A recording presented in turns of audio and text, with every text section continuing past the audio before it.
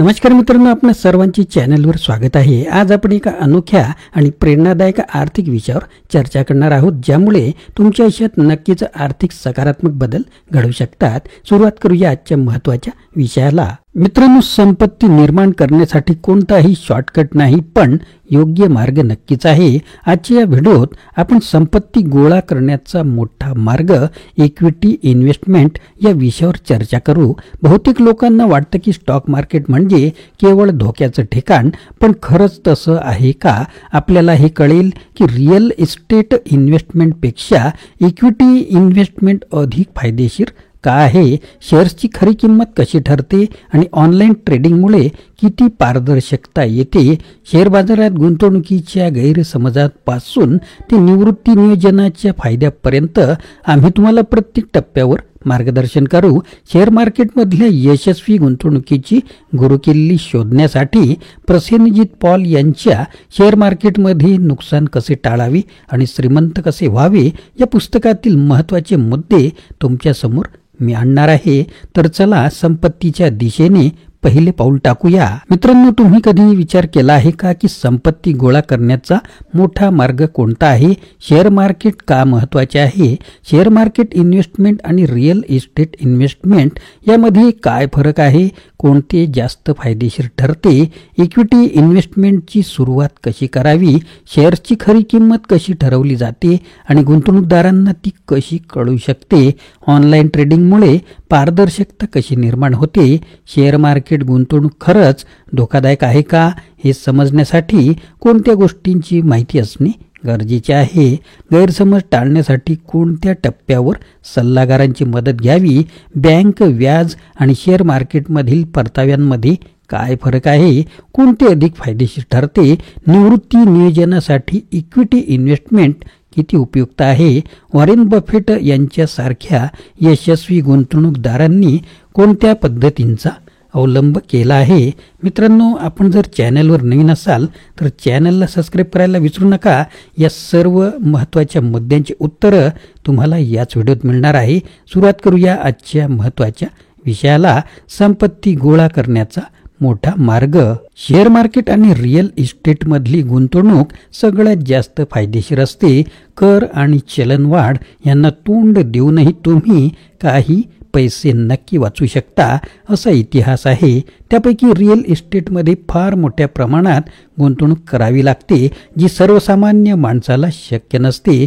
त्यामुळे नोकरदार आणि व्यावसायिक यांच्यासाठी इक्विटी इन्व्हेस्टमेंट हा श्रीमंत होण्याचा चांगला मार्ग आहे। रिअल इस्टेटमधली गुंतवणूक आणि इक्विटी इन्व्हेस्टमेंट या दोनपैकी दुसरा पर्याय तुम्हाला जास्त फायदेशीर कसा ठरू शकतो, हे आपण उदाहरणाद्वारे पाहूया। इक्विटी इन्व्हेस्टमेंटमध्ये तुम्ही अगदी कमीत कमी म्हणजे 5,000 रुपये इतक्या कमी पैशांनी देखील सुरुवात करू शकता। रिअल इस्टेटमधली गुंतवणुकीसाठी ही रक्कम पुरेशी नाही। स्टॉक मार्केटच्या व्यवहारांना आर्थिक शिस्त आहे।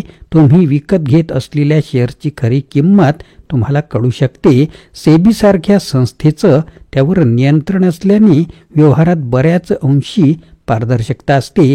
रिअल इस्टेट मार्केटमध्ये तुम्हाला खरी किंमत कळणं अवघड असतं। करताना आणखी एक मोठा फायदा म्हणजे तुम्ही तुमचे पैसे खेळते ठेवू शकता।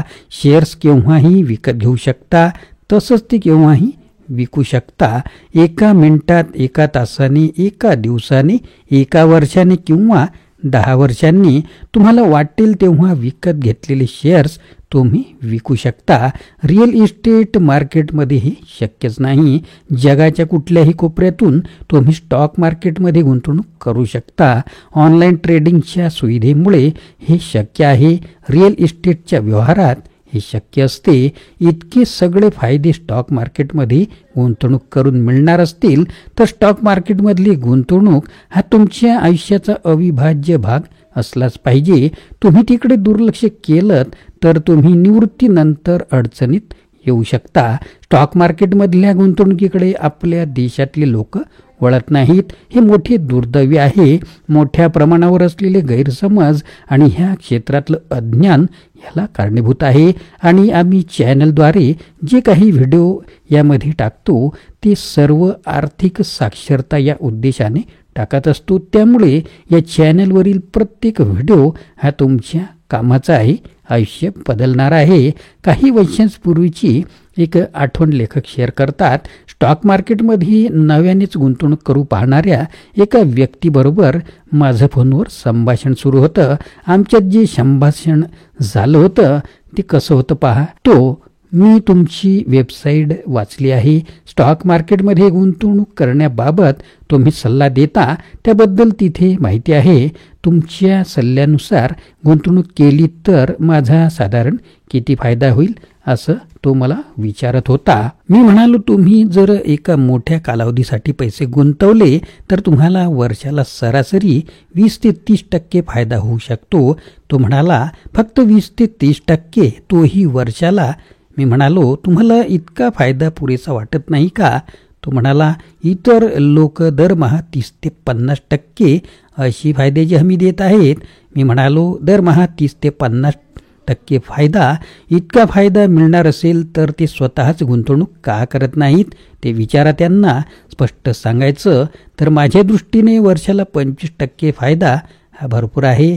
तो म्हणाला, अहो सध्या शेअर मार्केट किती वधारलेलं आहे. अशा वेळी जास्तीत जास्त पदरात पाडून घ्यायचं असतं. तुमचा हा दृष्टिकोन मला तितकासा मान्य नाही. मी म्हणालो, तुम्ही माझं जरा ऐकाल का? दरमहा 30 ते 50% फायद्याची हमी देणाऱ्या लोकांपासून सावध राहा. ते तितकंसं खरं नसतं. तो म्हणाला, माफ करा, पण शेअर मार्केटमध्ये गुंतवणूक करायची आणि ती जेमतेम 25% फायदा मिळवायचा, हे काही मला पटत नाही. आपलं जमणार नाही, बाय. मी म्हणालो, काही हरकत नाही. त्यानंतर 3 महिन्यांनी त्या माणसाचा पुन्हा फोन आला. 30 ते 50% फायद्याची हमी देणाऱ्या लोकांचा सल्ला ऐकून त्याने 2 लाख रुपये गमावले होते. मला अजिबात आश्चर्य वाटलं नाही. 3 महिन्यात 2 लाख रुपये घालून म्हणजे तसं लवकरच त्याला शहाणपण आलं. याबद्दल मी त्याचं अभिनंदनसुद्धा केलं. हा प्रसंग तुमच्या मनात काय आलं असेल हे ऐकून, तर दोष कुणाला द्यायचा, कुणाचा आहे, सल्लागाराचा की शेअर मार्केटचा? बहुतेक जण ह्यापैकी एकाच्या माथी दोष टाकून मोकळे होतील. त्या माणसाचा दोष आहे असं किती जणांना वाटेल? खरा दोष त्याचाच आहे. बँकेतून 7 ते 8% व्याज मिळालेलं तुम्हाला चालतं, मात्र शेअर मार्केटमध्ये पैसे गुंतवल्यावर लगेच 20% फायदा हवा. एक लक्षात घ्या, बाजारात तेजी असताना तुम्हाला 30% किंवा त्यापेक्षाही जास्त फायदा होऊ शकतो. पण अशी परिस्थिती सदा सर्व काळ नसते. ती दरवर्षी निर्माण होईल अशी आशा बाळगणं चूक आहे. 15, 20, 25 वर्षे सतत गुंतवणूक करत राहिलात आणि वर्षाला सरासरी 20 ते 30% इतका परतावा तुम्हाला मिळाला तर तुम्ही फायद्यात आहात असं म्हणता येईल. जगातला सर्वात यशस्वी गुंतवणूकदार म्हणून ज्याची ओळख आहे ते वॉरेन बफेट यांना सुद्धा वर्षाला सरासरी 22% फायदा होतो. सुमारे 50 वर्षाच्या अर्धशतकी गुंतवणुकीनंतर. याउलट जे नव्याने इथे काही करू बघतात त्यातले काही लोक दरमहा 30 ते 50% फायद्याची आस बाळगून स्वतः उतावळेपणा करतात आणि मोठं नुकसान सहन करतात. दोष देतात शेअर मार्केटला, हा एक जुगार आहे असं सांगून इतरांचे पाय मागे ओढतात. मित्रांनो, गुंतवणूकदारांना बँकेत पैसे गुंतवल्यावर वर्षाला 7 ते 8% व्याजदर चालतो. मात्र शेअर मार्केटमध्ये पैसे गुंतवले की वर्षाला 20% परतावा मिळावा अशी अपेक्षा असते. संपत्ती निर्माण करण्यासाठी योग्य गुंतवणूक हीच खरी गुरुकिल्ली आहे.